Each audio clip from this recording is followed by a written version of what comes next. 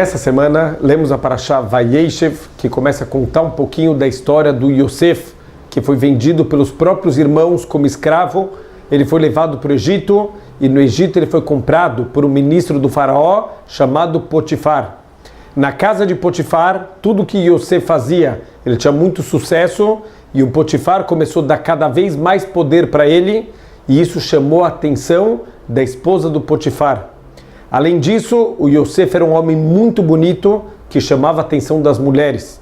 Então, por diversas vezes, a esposa do Potifar tentou seduzir ele, mas o Yosef se manteve firme nas suas convicções. Ele sabia que era errado.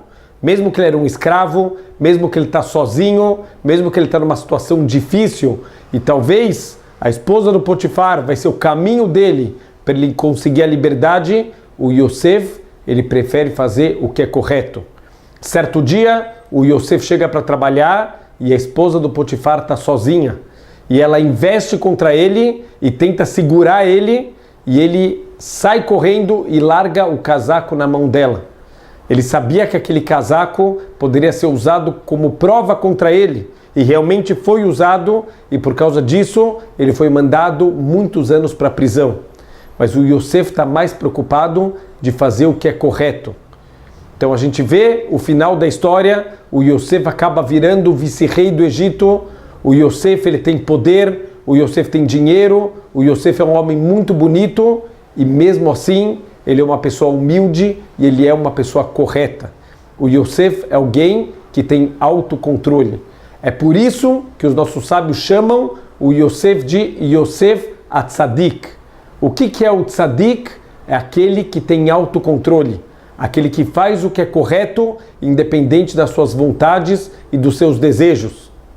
É interessante que isso está conectado também com uma luta que aconteceu muito tempo depois, que foi a luta do povo judeu contra os gregos, que a gente relembra agora na nossa festa de Hanukkah.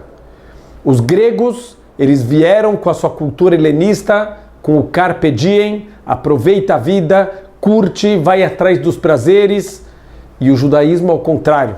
O judaísmo ensina que a gente tem que ter autocontrole. O judaísmo ensina a fazer o que é correto, mesmo que não é a sua vontade agora.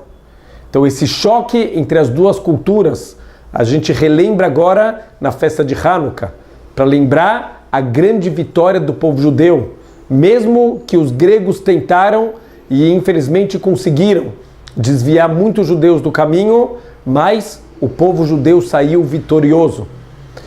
Uma vez uma aluna me contou uma história, infelizmente, que aconteceu numa festa lá no Rio de Janeiro, num clube judaico, e que os garçons vinham trazer sushi e os jovens praticamente arrancavam da mão dos garçons o sushi, a bandeja, para ir comendo, e infelizmente comendo que nem animais. E essa menina, ela ficou assustada com aquela cena, e ela comentou em voz alta com uma amiga, e falou: uau, que coisa horrível. E o garçom virou e falou: olha, as festas do teu povo muitas vezes são assim. Então, infelizmente, aquela menina, ela entendeu. A guerra contra os gregos continua. A guerra contra os desejos, a vontade que vence o racional, isso é uma guerra que continua até hoje.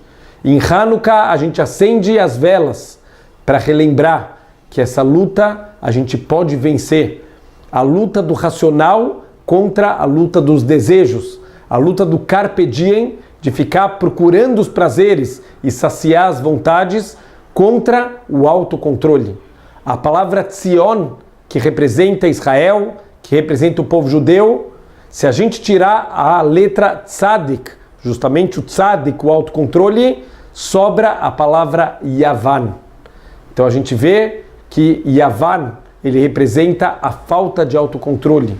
E o judaísmo, ele representa justamente o contrário, o autocontrole.